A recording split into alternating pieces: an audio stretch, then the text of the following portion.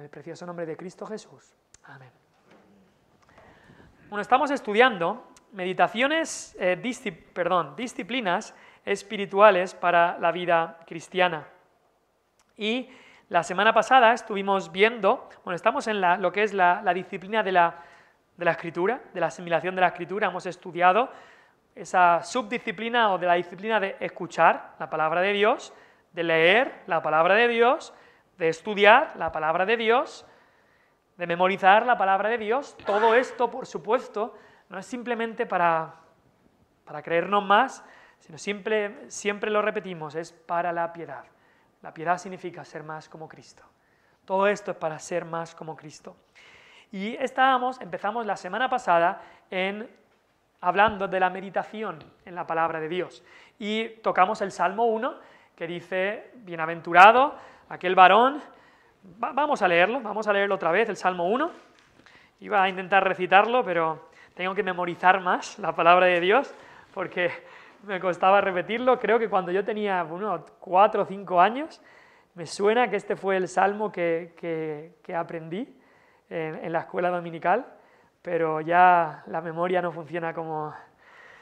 Vamos a leerlo todos juntos, vamos a hacer una lectura conjunta, del 1 al 3. Salmo 1, versículo 1, todos juntos. Bienaventurado el varón que no anduvo en consejo de malos, ni estuvo en camino de pecadores, ni en silla de escarnecedores se ha sentado, sino que en la ley de Jehová está su delicia, y en su ley medita de día y de noche. Será como árbol plantado junto a corrientes de aguas, que da su fruto en su tiempo, y su hoja no cae, y todo lo que hace prosperará. Habla de esta bienaventuranza, de feliz será el varón o la persona que no anda en consejo de malos, está en el camino de los pecadores, ni se sienta en esa silla de los burladores, de los que se burlan de Dios y de los demás, sino que, no hace estas cosas, pero hace otra. ¿Cuál es? Que en la ley del Señor está su delicia y en su ley está meditando. Y entonces hay una bendición, y es que será como ese árbol, un árbol plantado cerca de las aguas, que da su fruto en su tiempo, su hoja no cae, y todo lo que hace prosperará. Vimos la semana pasada que la meditación bíblica, cuando hablamos de meditación, no tiene nada que ver con yoga o meditación trascendental o filosofías orientales. No estamos hablando de eso, estamos hablando de meditar en la Escritura. En una sociedad también que no es muy dada a la meditación, una sociedad que no le gusta pensarse mucho las cosas, que se llena de móvil, de redes sociales, de televisión, incluso de alcohol, para no pensar. Pero Dios nos llama a meditar, a pensar. Y vimos que una definición de la meditación es el pensamiento profundo en las verdades y realidades espirituales reveladas en las Escrituras o en la vida desde una perspectiva bíblica, con el objetivo de entender, practicar y orar. Ese es el objetivo. Vimos algunas promesas en la Biblia, promesa de éxito en Josué 1:8, de día y de noche meditarás en él para que todo te vaya bien. Vimos cómo la meditación aviva ese fuego del corazón, ese fuego que Dios ha puesto ya en nuestra vida. Vimos, por supuesto, el Salmo 1, estas grandes promesas, no solo en el Antiguo Testamento, sino en el Nuevo Testamento. En Santiago 1 habla de mirar atentamente la ley de Dios, la Biblia, y esto nos habla también de la meditación. Ahora, ¿cómo hacer? Dijimos que es bueno meditar en algo pequeño de tu lectura. Lee todo lo que puedas de la palabra, pero medita en algo pequeño, porque si intentas abarcar demasiado no vas a poder. Coge un versículo y medita en ese versículo. No te des prisa, dedícale tiempo. Pero hoy queremos ver algunos métodos de meditación en la Escritura. ¿Cómo puedo meditar? ¿Simplemente pensar en el versículo y ya está?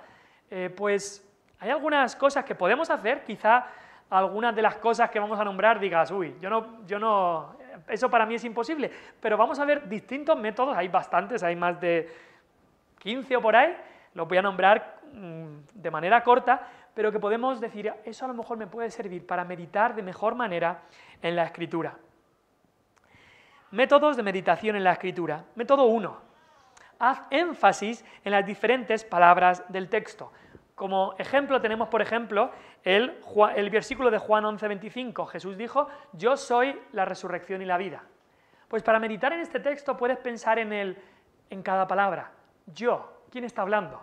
Está hablando Jesús, yo es Jesús. ¿Y quién es Jesús? Entonces puedes pensar en todo lo que es Él, Hijo de Dios, Hijo de María, es hombre, es Dios. Y luego piensas en el soy. Jesús no está diciendo yo hablo de la resurrección y la vida, Él está diciendo yo soy. Él como su persona, Él es esa resurrección y la vida. Piensa que luego dice yo soy la, hace el énfasis en el la. No dice yo soy una resurrección, dice yo soy la resurrección, porque solo hay una manera, solo hay una. Entonces yo soy la resurrección. Ahora, ¿qué quiere decir la palabra resurrección? Piensa y medita la palabra resurrección. Y así puedes ir palabra por palabra, esto es un ejemplo, pero en un versículo que el Señor te ha tocado, palabra por palabra. ¿Qué me habla esa palabra? Incluso luego puedes pensar en el libro de Juan. Por ejemplo, en este ejemplo que estamos dando, el libro de Juan. ¿De qué habla más que nada el libro de Juan? Por ejemplo, habla de los yo sois de Cristo, los encontramos en el libro de Juan. Pues este es uno de los yo sois. Puedes pensar en el capítulo, de qué nos habla este capítulo y relacionarlo con todo eso, pero así puedes hacer énfasis en diferentes palabras de ese texto y eso te puede ayudar a meditar. No simplemente en la idea general, que también, pero esto es un método de ir analizándolo palabra por palabra, porque tenemos que saber que todas las palabras que están en la Escritura, cada palabra, incluso el la y el y todas las palabras que están en la Biblia, Dios ha querido que estén ahí. Y todas son importantes, no solamente el pensamiento en general, sino cada palabra. Segundo método, reescribe el texto con tus propias palabras. He puesto un ejemplo ahí. Isaías 26:3 dice, tú guardarás en completa paz a aquel cuyo pensamiento en ti persevera porque en ti ha confiado. Un versículo muy bonito y con muchas promesas. ¿Cómo podrías escribirlo tú en tus propias palabras? Pues lo he intentado, he hecho un ejemplo, podrías decir, Dios, tú darás paz completa y duradera a los que piensan en ti continuamente, porque han confiado en ti. Lo reescribes en tus propias palabras y así puedes meditar en este texto. Ya no es simplemente el lenguaje de la Biblia, sino el lenguaje tuyo, y tú reescribes este texto y así lo haces más personal y puedes meditar en él. O incluso puedes hacerlo para enviárselo a alguien. Y he puesto un ejemplo ahí de cómo se lo escribirías a alguien en tus propias palabras. Le puedes decir, amigo, mira, en Isaías 26:3, Dios te promete que Él va a darte paz y va a guardarte en esa paz si meditas y piensas en Él constantemente. Además, eso demostrará que estás confiando en Él. Es lo que dice el versículo, pero en tus propias palabras. Y eso es una forma de meditar en ese versículo. Otra forma, parecida a la anterior, es resumir el versículo o pasaje en una frase que enseña. Lo otro era pues decirlo en tus propias palabras, pero ahora intentar resumirlo al máximo. Y he cogido el mismo versículo. Tú guardarás en completa paz a aquel cuyo pensamiento en ti persevera porque en ti ha confiado. ¿Cómo podría resumir ese versículo en pocas palabras? Pues he puesto ahí unos ejemplos como medita y confía en Dios, entonces recibe su paz. Tengo que meditar, medita y confía en Dios, recibe su paz. O también completa paz para el que medita en Él. Algo más corto que quizá puedes llevar en la mente durante el día y te ayuda a meditar en ese versículo. Otro método es piensa en una ilustración del texto. Con el mismo versículo de Isaías 26:3, haciendo el ejemplo, pues puedes pensar en la paz que hay en un barco velero con el sol, en un atardecer, una paz, el mar está tranquilo y así Dios nos guarda en completa paz a aquel cuyo pensamiento en ti persevera. Nuestro alma puede estar como esas aguas tranquilas, como ese barco velero en esa tarde, así pueden estar nuestras almas cuando nuestros pensamientos están en Dios. O, por ejemplo, si estáis en el grupo de WhatsApp, he mandado un versículo hoy, 1 de Pedro 5:7, y justo aparecía una foto como esta, echando toda vuestra ansiedad sobre Él porque Él tiene cuidado de vosotros. Puedes pensar en esos pajaritos, que aún así Dios dice, yo los alimento. Esos pajaritos que están esperando que sus padres, que su madre le traiga comida, así nosotros podemos estar tranquilos, Dios cuidará de nosotros. Podemos echar nuestra ansiedad sobre Él, clamarle y decirle, necesito, necesito, y Él cuidará de nosotros. Y echamos nuestra ansiedad sobre Él. Piensa en una ilustración y eso te ayuda a recordar el texto durante el día y a meditarlo, a meditar en el texto. Método 5. Busca cómo aplicar el texto. Si no lo intentas aplicar, es como masticar sin tragar. Masticas pero no lo tragas, pasa directo. Entonces está incompleto si no lo aplicas. Y la próxima semana estudiaremos la última disciplina en cuanto a la Biblia, que es aplicar la Biblia a nuestra vida. Pero, ¿cómo debo responder al texto? Pues dite a ti mismo, no voy a cerrar la Biblia hoy hasta que sepa por lo menos una cosa que el Señor quiere que yo haga con este versículo. Y a veces, para hacerlo personal, pues puedes poner tu nombre. Yo me acuerdo cuando era pequeño escuchar a alguien decir que puedes poner tu nombre en Juan 3:16, porque de tal manera amó Dios a Alejandro, que ha dado a su Hijo unigénito para que si Alejandro cree en Él, no se pierda, mas tenga vida eterna. Y así lo aplicas a ti. Y pues tenemos ahí algunos textos, como los que acabamos de ver, debes buscar aplicarlo a la vida real. Yo soy la resurrección y la vida, que hemos visto este texto, pues piensa, ¿eso significa? No debo temer a la muerte.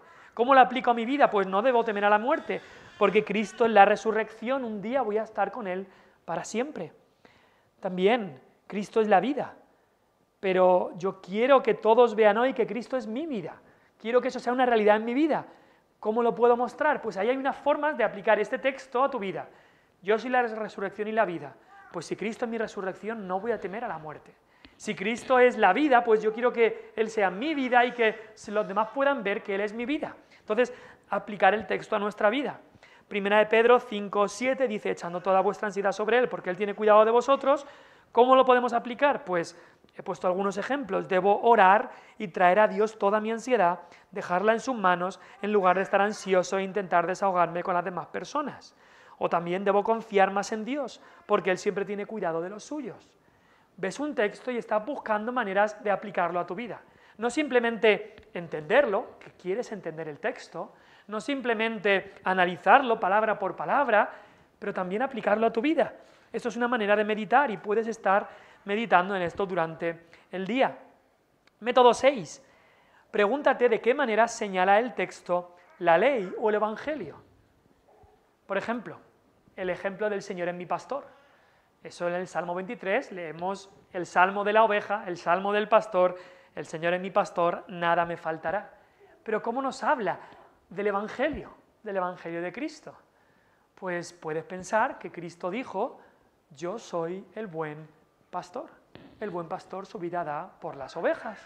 Entonces, este texto que está en el Antiguo Testamento, que dices, ahí de Evangelio no hay nada, ahí no estaba Cristo, pero al leer la Escritura y al conocer la Escritura dices, no, pero este texto me habla también de Cristo, porque Cristo es mi pastor. Incluso habla también de la ley, porque tenemos que entender que la Biblia nos presenta la ley y el Evangelio. La ley nos dice y nos presenta que lo que requiere nuestro Dios santo y justo de las personas para que tengan la justificación para vivir con Él en el cielo. Y por más que lo intentamos, no podemos cumplir la ley a la perfección, que es lo que se necesita. Por eso el Evangelio es la buena noticia de que nuestro Dios amoroso ha proporcionado por medio de Jesús esa justificación que Él requiere en su ley. Entonces, ¿cómo te llevan este versículo a ver la ley de Dios o a ver el Evangelio? Pues incluso en el Salmo 23 podemos ver el Evangelio en que Cristo es ese pastor. Pero también podemos ver la ley y cómo no la hemos cumplido, porque sí, entonces en el Salmo 23 somos la oveja. Pero ¿por qué necesitamos un buen pastor? Pues Isaías 53 nos dice, todos nosotros como ovejas nos descarriamos, cada cual por su camino. Entonces, podemos entender el mensaje de la Biblia, podemos entender la ley y el Evangelio y así meditar en estas cosas, incluso de un texto como el Señor es mi pastor.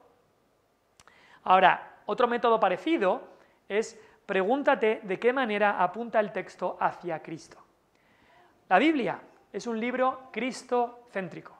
El mensaje de este libro desde Génesis hasta Apocalipsis, es la historia de la redención por medio de Cristo. El Antiguo Testamento habla de Cristo y el Nuevo, por supuesto, habla de Cristo. Es el tema principal de la Biblia.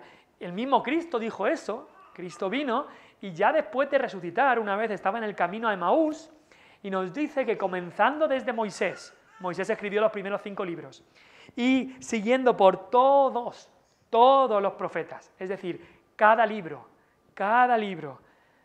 dice, comenzando desde Moisés, siguiendo por todos los profetas, les declaraba en todas las escrituras lo que de él decían. Entonces, cuando leas la parte que leas de la Biblia, tienes que intentar buscar a Cristo, y eso es una buena forma de meditar en ese texto. Cuando meditas en ese texto, pregúntate, ¿de qué me habla esto de Cristo? Busca, por ejemplo, de qué manera Jesús cumplió ese texto. Estaba pensando, por ejemplo, en el Salmo 15 o el Salmo 24. El Salmo 24 dice, ¿quién subirá al monte del Señor y quién entrará en su lugar santo? El limpio de corazón y puro, el limpio de manos y puro de corazón, el que no ha elevado su alma a cosas vanas ni jurado con engaño, él recibirá bendición del Señor y justicia del Dios de salvación. Y dices, espérate, ¿quién es completamente limpio de manos y puro de corazón? Ninguno, pero Cristo sí. Él cumple este texto, él cumple, Salmo 15 también, él cumple la ley, le lees los 10 mandamientos y dices, ¿quién le ha cumplido? Jesucristo ha cumplido los 10 mandamientos. O también es un cumplimiento de ese texto, o la encarnación del texto. Cuando lees en Génesis 3:15 que Dios le dice a la serpiente y a la mujer que te herirá en la cabeza y tú le herirás en el calcañar, ves ahí que ahí están hablando de Cristo y Cristo cumple esa promesa. Todas las promesas que Él cumple del Antiguo Testamento, Él es la encarnación de ese texto. Puedes también buscar si hay alguno de los 3 oficios de Cristo en el pasaje. Los 3 oficios principales de Cristo son, Él vino como rey, como sacerdote y como profeta. Entonces, se habla de un rey, pues el rey David, pues puedes ver cómo Cristo es el rey.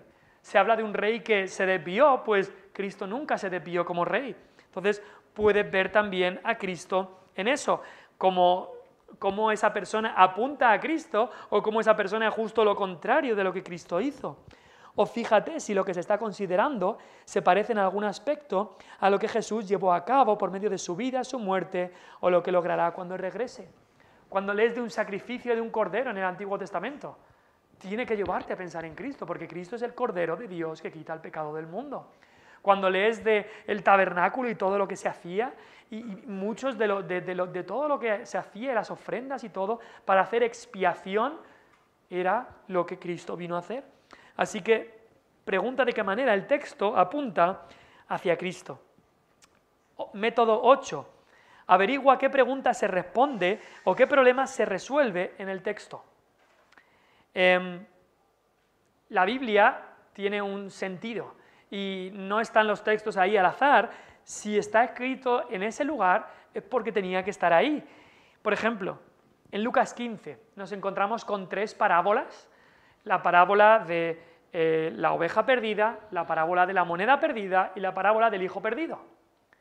Ahora, ¿por qué cuenta Cristo esas parábolas? Tenemos que preguntarnos cuál es la razón, cuál es el problema que necesitaba que Cristo contara esas parábolas.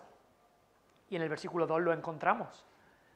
La gente viene y le dice a Cristo, ¿por qué es que Él está comiendo con pecadores y recibiendo a pecadores? Él está recibiendo a pecadores.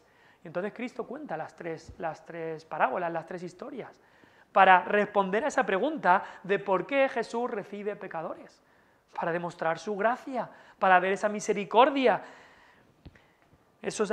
Aquellos que estaban perdidos, Él se goza en rescatarlos. Juan 3:16, por ejemplo, que nos dice, de tal manera amó Dios al mundo, etcétera, etcétera. La pregunta que responde es, ¿cuál es el plan de Dios de salvación para el mundo? Entonces tenemos que preguntarnos qué está respondiendo el texto, y en eso es algo que podemos meditar. El método 9 para mí es uno de los mejores, y es orar mientras lees el texto. Orar mientras lees el texto. El autor de este libro es el Espíritu Santo. Dios, el Espíritu Santo, ha inspirado la palabra, y Él es el gran guía y nos guía a la verdad. Jesucristo lo dijo antes de ascender en Juan 17, el Espíritu Santo os guiará a toda la verdad. Y Él nos guía a la palabra. Así que cuando oras con la Biblia, estás cogiendo la palabra de Dios y volviéndosela a llevar a Dios. Dios te ha dado su palabra y tú se la vuelves a llevar a Él. Y a Él le encanta. Y a Dios le place cuando tú le vuelves a llevar sus mismas palabras. Ahora, toda la Biblia, se puede hacer esto con toda la Biblia, pero yo creo que en especial los Salmos. Los Salmos es particularmente una fuente inagotable de oraciones. Y eso también enriquece nuestras oraciones, porque muchas veces nuestras oraciones son una lista de la compra. Señor, te pido por, te pido por, te pido por, te pido por, ya está. He hecho la lista de la compra y las oraciones no deberían ser eso. Las oraciones deberían ser un tiempo donde hablas con Dios, le dices lo grande que es Él, lo bueno que es Él, le hablas de cómo Él obra en tu vida, confiesas tu pecado. Todo eso tiene que haber en la oración. Por ejemplo, Salmo 51, lo he dicho en otras ocasiones, pero hazlo personal.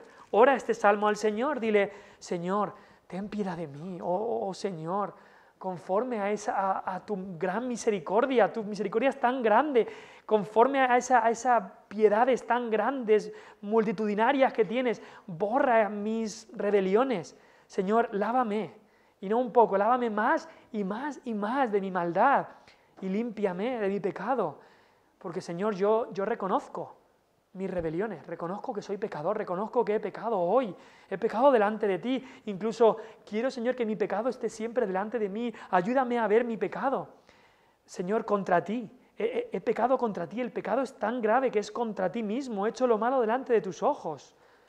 Así es una forma, estoy leyéndolo, pero orándolo al Señor. Y así es una forma de orar al Señor con su palabra. Y si oramos al Señor con su palabra, sabemos que estamos orando en la voluntad de Dios, porque estamos orándole a Él su misma palabra.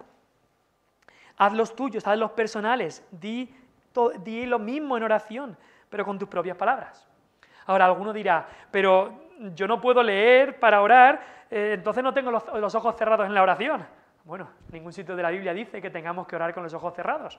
Es una costumbre que tenemos para concentrarnos, para no distraernos, pero en ningún sitio de la Biblia dice que tenga que ser con los ojos cerrados, así que puedes, sin ningún lugar a dudas, puedes orar leyendo un salmo, haciéndolo tuyo y orándoselo al Señor. Y eso es un método muy bueno de meditar en la palabra. Por supuesto, lo que vimos ya, memoriza el texto. La memorización estimula la meditación. Y hay una cita que no nombramos la otra vez, dice, no hay disciplina más útil para este minucioso proceso de la meditación, versículo por versículo, que la memorización, que la memorización. La memorización no es lo mismo que la meditación, pero es casi imposible que alguien pueda memorizar un pasaje de la Biblia sin profundizar un poco en su entendimiento de esos versículos. Además, una vez que se ha memorizado el pasaje, está a tu disposición toda la vida para la reflexión. Hay gente que no cree en la memorización. Hay gente que dice, ¿la memorización para qué? Que los niños memoricen versículos, pero si no están entendiendo lo que los versículos dicen. Uno, te sorprendería todo lo que entienden los niños. Pero aunque no entienden hoy, aunque no entiendan todo hoy, ese versículo está en sus mentes. Ese versículo está en nuestro corazón.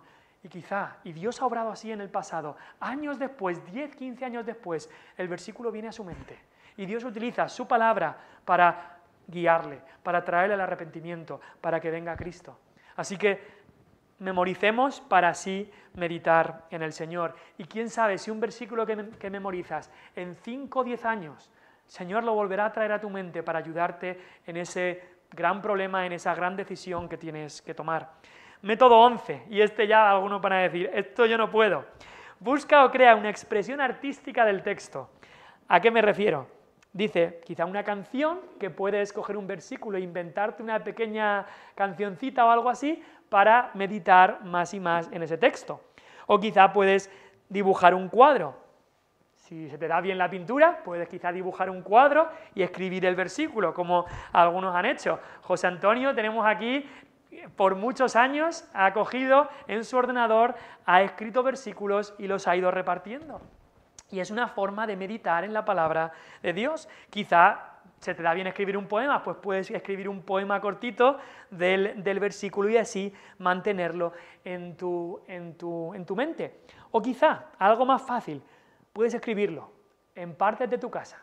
Puedes tener en tu casa algún lugar, o con un post-it, o que ya no se llevan mucho los post-it estos, pero con lo que sea, puedes escribir el versículo en tu casa para que cada día que estás ahí lo vas a ver y vas a poder meditar en ese versículo. Incluso lo puedes poner de alguna manera que quede bonito y así verlo cada día y meditar en eso. Es más, es curioso, y me parece curioso que la misma Biblia nos dice que nuestra casa debería estar llena de la palabra de Dios. Y dice Deuteronomio 6, 8 al 9, y la palabra de Dios, estas leyes, estos mandamientos, los atarás como una señal en tu mano, estarán como frontales entre tus ojos, los escribirás en los postes de tu casa y en tus puertas.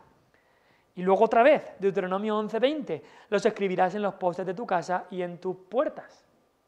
Yo me acuerdo, en cuanto a este método de buscar y crear una expresión artística de un texto, lo nombré hace unas semanas, pero cuando estaba trabajando en una fábrica allí en Irlanda del Norte y tenía mucho tiempo, a lo mejor que estabas el día entero pues lijando algo, 8 horas lijando y lijando y lijando, haciendo lo mismo y lo mismo. Y claro, querías que la mente estuviera ocupada en algo bueno.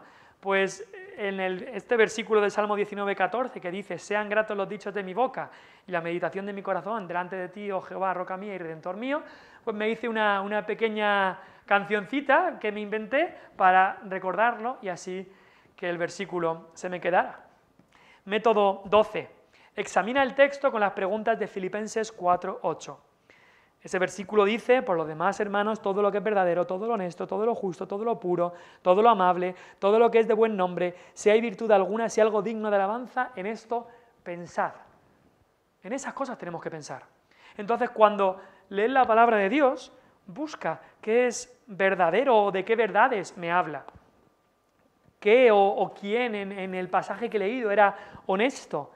¿Qué tiene esto de justo? ¿Dónde encuentro pureza o cómo ejemplifica la pureza? ¿Qué o quién en el texto ha mostrado amabilidad? ¿Hay algo que es realmente de buen nombre? ¿Qué virtudes veo en el texto? ¿Qué es digno de alabanza?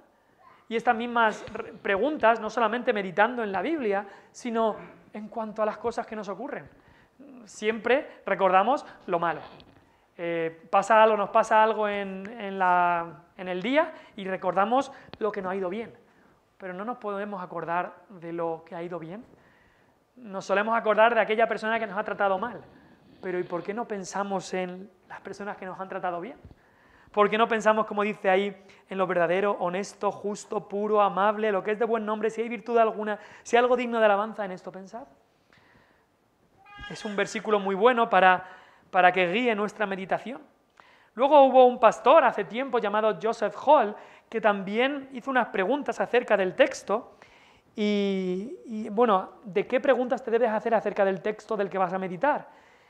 ¿De qué va? Define o describe en lo que vas a meditar, en qué es el tema de lo que voy a meditar, cómo se divide o qué partes lo compone, qué lo ha ocasionado, qué ha producido esto, cuáles son sus frutos y efectos, cuál es su lugar, ubicación o uso, cuáles son sus cualidades y suplementos, qué es lo contrario, contradictorio o diferente a esto, qué se compara a esto, cuáles son sus títulos o sus nombres, cuáles son los testimonios o ejemplos en las Escrituras al respecto. Imagínate que estás meditando en un pasaje que es de la crucifixión de Cristo.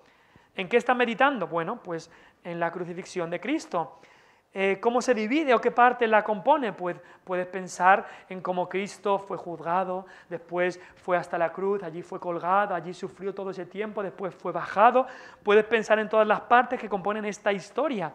¿Qué lo ha ocasionado? ¿Qué ocasionó la muerte de Cristo? Pues el odio de los fariseos, de los judíos, pero también que Él vino a dar su vida. Nuestro pecado fue lo que ocasionó la muerte de Cristo. ¿Qué produce esto? ¿Cuáles son sus frutos y efectos? Pues la salvación de los pecadores, la redención. ¿Cuál es su lugar, ubicación o uso? ¿Dónde ocurrió? Ocurrió en Jerusalén, ocurrió fuera de la ciudad, ocurrió en el monte llamado Gólgota. ¿Cuáles son sus cualidades y suplementos? ¿Cómo es? ¿Cómo fue la muerte de Cristo? Fue cruel, fue terrible, pero fue una muerte en la que nosotros alcanzamos salvación. ¿Qué es lo contrario, contradictorio, diferente a la muerte de Cristo? Pues Si alguien la rechaza, pues está intentando salvarse por sus propios medios y no va a funcionar así, o lo contrario, eran todos los enemigos que tenían ahí. ¿Qué se compara a esto? Pues es incomparable en este caso. O cuáles son sus títulos o sus nombres. Cómo la Biblia habla de la muerte de Cristo, sus títulos, es la redención, es el perdón de los pecadores, es todo lo que Dios ha hecho por el hombre. Allí se mezclan la justicia de Dios revelada, también la paz que Él vino a traer. ¿Cuáles son los testimonios o ejemplos en las Escrituras al respecto? Pues son preguntas que te puedes hacer para meditar en el texto o en el pasaje en el que estés meditando. Método 14. Piensa y descubre nuevas observaciones acerca del texto. Esto es muy interesante, porque tenemos que darnos cuenta que este libro lo ha escrito Dios. Dios tiene una mente infinita y cada texto de las Escrituras siempre hay algo más que puedes encontrar de lo que ya has visto con anterioridad. Siempre va a haber algo más. Nunca vas a decir, bueno, Romanos ya me lo conozco. Bueno, Juan 3,16 ya lo he leído tantas veces que no hay nada más que pueda aprender de Juan 3,16. Hay algo más que puedes aprender. Seguro, seguro. Esto es un ejercicio que hizo una vez un profesor, creo que de un colegio bíblico, les dijo a sus alumnos, Hechos 1:8, es un versículo bastante conocido, recibiréis poder cuando haya venido sobre vosotros el Espíritu Santo y me seréis testigos en Jerusalén, en Judea, en Samaria y hasta lo último de la tierra. Y les dijo, escribir 25 observaciones, 25 frases, pueden ser cortas, sobre este texto. Piénsalo, ¿podrías escribir 25 frases sobre Hechos 1:8? Pues si vamos al texto, en Hechos 1:8, estás meditando en el texto, recibiréis poder. Empieza así, pues podríamos escribir, Jesús promete que el cristiano recibirá poder. Esa sería la primera frase. Este poder vendrá cuando venga el Espíritu Santo. Otra observación sería, el Espíritu Santo va a venir sobre los creyentes. Otra frase sería, los creyentes entonces deben ser testigos de Cristo. Y podríamos hacer frases y frases y frases, observaciones de este versículo. Pero 25, pues cuando el profesor recibió las 25 observaciones que dio cada alumno sobre este texto, les dijo, ahora les devolvió las hojas y les dijo, ahora ir a casa y escribir otras 25 sobre este texto. Y tenían que escribir otras 25 que no hubieran escrito antes sobre ese texto, sacarle más y más jugo. Como cuando estás, la naranja la estás exprimiendo, se me ha ido la palabra, y algunos dicen, pero si ya está exprimida, y luego viene el tacaño de la familia y dice, no, aún tiene más, sácale más jugo. Pues la Biblia nunca la puedes exprimir lo suficiente, siempre habrá más. Y esto lo hizo el profesor de este colegio bíblico otra vez, hasta que un alumno llegó a traer 600 observaciones sobre solamente un versículo. 600 frases, que unas más cortas, otras más largas, sobre solamente un versículo. Y eso demuestra el jugo que se le puede sacar a simplemente un versículo. Si alguien quiere hacer el ejercicio, yo prometo que leeré las 25 frases que queráis escribir y yo también, si lo hacéis, pues las miraremos. Método 15, y ya acabamos, busca una relación común entre los párrafos o capítulos que has leído. La Biblia no es un libro sin sentido, sino que cada parte forma parte de un todo. Es la historia de la redención por medio de Cristo. Se narra de principio a fin. Así que intenta ver, ¿has leído Lucas 15? Pues son 3 historias de perdidos. La oveja perdida, la moneda perdida, el hijo perdido. Mira la redacción de todo eso. No están juntos por cualquier razón, están juntos por una razón. Incluso a veces lees un capítulo del Antiguo y uno del Nuevo, pues quizá puedes buscar conexiones del capítulo del Antiguo Testamento que has leído y del capítulo del Nuevo. Las van a ver. Busca conexiones de las cosas que has leído. El Salmo 119, cuando lo lees, ves que todo habla de la Biblia. Todo habla tus mandamientos, tu ley, tu escritura, tus preceptos, tus juicios. Todo el Salmo habla de eso, así que busca la relación común entre lo que has leído. Ahora, pregúntate, ¿cómo te habla el texto en tu problema o situación actual? Piensa en el día que tienes por delante y busca una aplicación del texto, tomado en su contexto, en tu situación actual. Quizá ese día tienes que enfrentar una cita del médico que te da miedo. Quizá ese día tienes que enfrentar a alguien en el trabajo que te está dando problemas. Quizá tienes que enfrentar una situación en tu familia, en tu matrimonio, con tus hijos, que sabes que va a ser difícil o que sabes que te está costando. Pues busca algo en lo que has leído que se aplique a tu situación actual. Ahora, he puesto ahí en su contexto.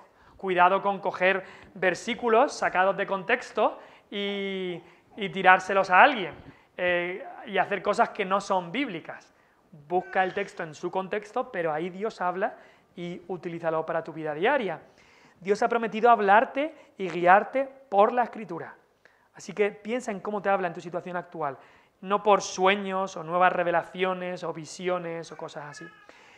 Así que ese es el método de 16 y luego el 17 lo veremos la semana que viene y ya será el último y empezaremos la semana que viene seguramente con la última de estas disciplinas, que es la aplicación de la palabra de Dios a nuestra vida, la última de las disciplinas referidas a la Escritura.